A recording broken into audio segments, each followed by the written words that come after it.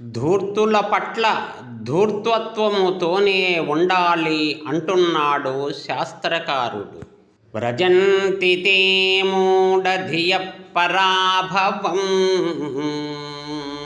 భవంతి మాయా విషయేన మాయినః. ప్రవిశ్య హి ఘ్నన్తి షటాస్తథా విధా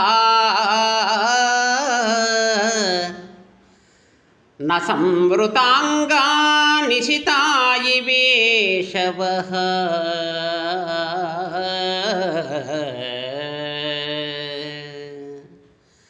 ధూర్తుల విషయంలో ధూర్తత్వంతోనే ప్రవర్తించాలి, అదే ధర్మం.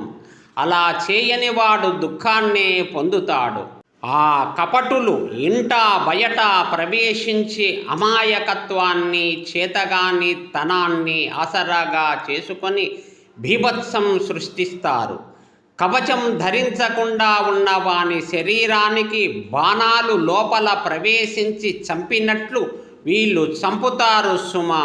ఇలాంటి వేద శాస్త్ర ప్రామాణికమైన శ్లోక వాస్తవాల కోసం మా ఛానల్ సబ్స్క్రైబర్ చేయండి, షేర్ చేయండి, లైక్ చేయండి.